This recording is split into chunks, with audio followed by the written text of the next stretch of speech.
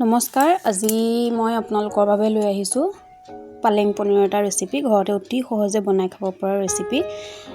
তাৰ আগতে মই আপোনালোক সকলোকে মোৰ চেনেললৈ স্বাগতম জনাইছোঁ। আশা কৰোঁ ভালে আছে আপোনালোক, আৰু চেনেলটো প্লিজ ছাবস্ক্ৰাইব কৰি দিব আৰু কাষতে থকা বেল আইকনটো টিপি দিব, তেতিয়া মোৰ নতুন ভিডিঅ'সমূহ পাই থাকিব।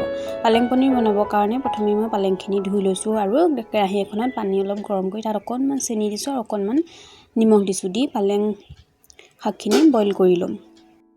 10 মিনিটমান সময় বইল কৰিব লাগে। তাৰপাছতে মই চৰিয়া এটাতে বৰফৰ টুকুৰা অলপ ল'লোঁ আৰু ঠাণ্ডা পানী অলপ ল'লোঁ। লৈ তাত মই বইল কৰা পালেং পাতখিনি দি দিলোঁ। তাৰপাছতে বিলাহী এটা কাটি লৈছোঁ, পিঁয়াজ দুটা কাটি লৈছোঁ, আদা নহৰু খুন্দি লৈছোঁ, লং, দালচেনি আৰু তেজপাত লৈছোঁ। ইলাচি দিম, গুড়ি ইলাচি দিম, গোটা ইলাচি লোৱা নাই মই, আৰু ধনিয়া লৈছোঁ। আৰু মই বিলাহী আৰু পিঁয়াজখিনি ভাজি লৈ মিক্সিত পেষ্ট এটা বনাই লওঁ।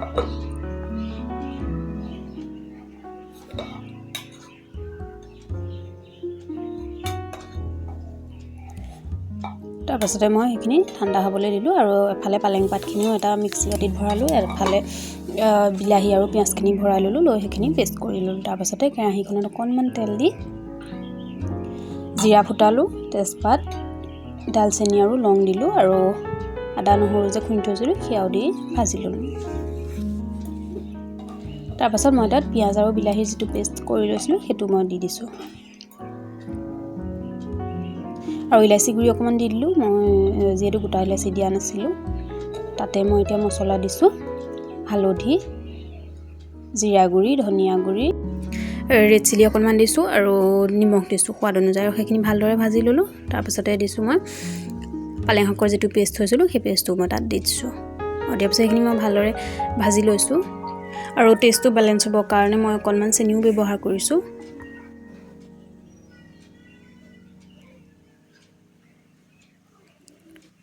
তাৰপিছত সেইখিনি মই ভাজি থকাৰ মাজতে 5 চামুচমান ক্ৰীম ব্যৱহাৰ কৰিছোঁ।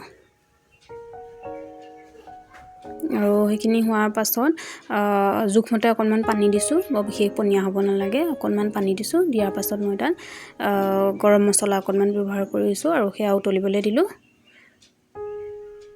তাৰপাছতে মই তাত পনীৰখিনি দি দিলোঁ, দি সেয়াও মই ভালদৰে উতলিবলৈ দিলোঁ। শেষত একেবাৰে মই তাত কেঁচা ধনিয়া কাটি দিছোঁ। তাৰপিছত হৈ গ'ল এয়া আমাৰ পালেং পনীৰ। দেখিছেনে, একেবাৰে ৰেষ্টুৰেণ্টৰ নিচিনা হৈছে, খাবলৈও সেই তেনেকুৱাই হৈছে, আৰু একেবাৰে সহজে বনাই খাব পাৰিব আচলতে ঘৰত এনেদৰে। আৰু ৰেচিপিটো শ্বেয়াৰ কৰিলোঁ, ভাল লাগিলে লাইক কমেণ্ট কৰিব, আৰু চেনেলটো প্লিজ ছাবস্ক্ৰাইব কৰি দিব। আজিলৈ আহোঁ দেই, ধন্যবাদ। আকৌ আহিম এটা নতুন ৰেচিপিৰ সৈতে।